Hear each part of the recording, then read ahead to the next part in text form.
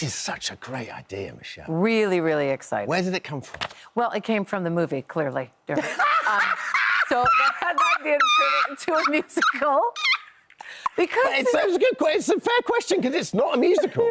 Well, there's a lot of things that are adapted into musicals because it just makes sense. And if you think about the cult following of this film, it makes sense that you would turn that story into a musical. And the good thing about what they've done with it is, if you remember the film, it's a really, really important film to me on many levels, but it always spoke to the weirdos and the misfits and the outliers. And I think that's why it was so important. It's such a cult following. So at the end, you left with a feeling of sadness. You wanted to help Edward, and you wanted to take him in, and you wanted to adopt him. You wanted to, you rooted for him. Well, at the end of our musical, you feel joy, you feel happiness, you don't feel sadness. It's that kind of a show. Yeah, because it's a sad film. When I heard that there was going to be a musical, my first thought was, Michelle Visage is going to be in it. But you're not. You're actually producing it. Yes. So how are you finding? What sort of producer are you? Do people love you? And do you find it quite pressurising being a producer? Well, I hope they love me, but I'm there as somebody who is in the theatre. I'm there as a theatre person. Because you know about the theatre. Know about the theatre, love the theatre. My university degrees in musical theatre. It's my passion. It's my first love. So I was meant to be in it, and schedules would not allow. So the director and creator, writer, Bradley Redewig, he said, do you want to produce it? And I said, absolutely. What do I have to do? What does it involve, producing? Because I have no idea, because I'd like to produce a few things, but I don't know. What do you do as a producer? You'd be great at it. Do you have to put some money down? Sometimes you do. A dollar? Maybe sometimes a dollar, maybe sometimes a shilling. I don't know.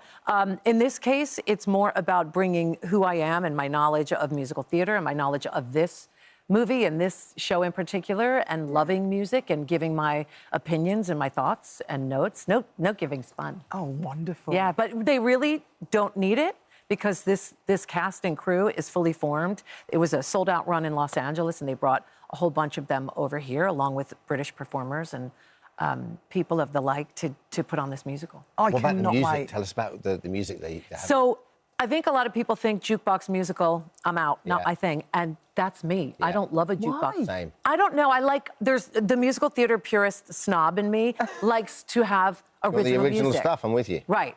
But the way that the music is tied into the narrative for this changes the game for jukebox musicals, right? Lady Gaga, Alanis Morissette, Belinda Carlisle, it all plays into the narrative of it, I promise you, because that's the way that I think. And there's a brand new original song in it written by the one and only Pat Benatar and her husband, Neil Giraldo, and it's called Beautiful Weirdos, and people will leave singing this song.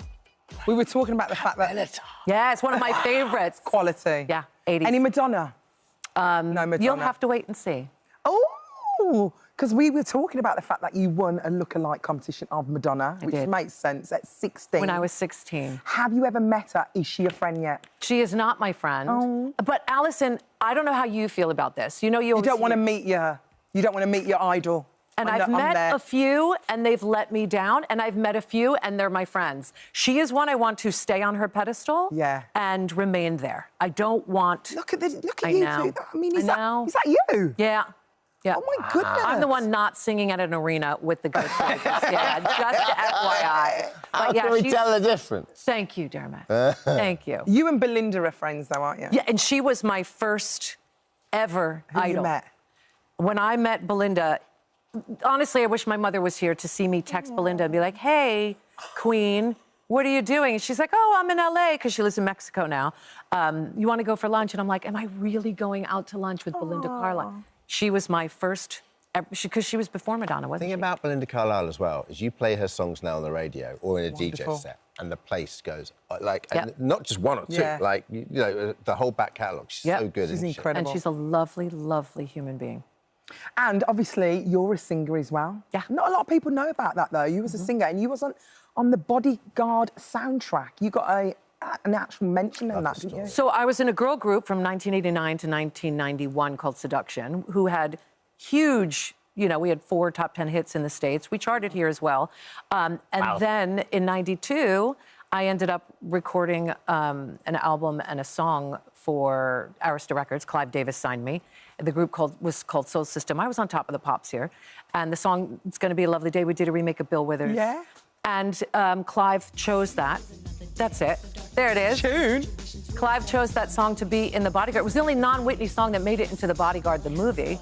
And then I was track 9 on The Bodyguard. And you got the credit for that. I did. It's me. That's me. Incredible. That's me a long time ago, kids. You look... Before children, before life took its tolls on me. You're still rocking it. Oh, I love you, still rocking it. 1 year on the X Factor, Clive Davis came over and did a masterclass. And you know, when someone like that walks in the room, it is a moment, isn't it? I mean, what was he like? To know, first of all, I was 22. Right. To walk into a room knowing that I was going to meet the Clive Davis, who made so many careers. I mean, Whitney's just one of. Yeah. Barry Manilow, like the list goes on and on of the stars. So you know you're walking into a star maker. I didn't know what he was going to think of me. And they brought me in as a face for a reason. And he said, oh, you're a star. I'm signing you right now. And I was just like, oh, this is it, guys. That's what you want to hear. Look out, Madonna. That did not happen. Madonna who? Right. However, I am humbled that I got to meet that legend. Yeah, of course. Yeah. But you're into everything, aren't you? You like radio, TV presenter. Yeah, we're radio brethren, aren't we? You like him? Do you dance like him in the studio? That's a lot better than I do. But I do dance Do you like do the that. same sort of thing? You're alone in there. So when the music moves you, you stand up. Yeah, you don't care. Program the whole show around the second That's exactly what I do. I play the music that makes me want to get up and have a booth by myself. Well, that's the nice thing about that show, right? Is you get to play the music you want to play. Yeah. Listen, thanks for coming in. We're very excited. Lovely to see you. Tickets are actually on sale now for Scissorhands, the musical.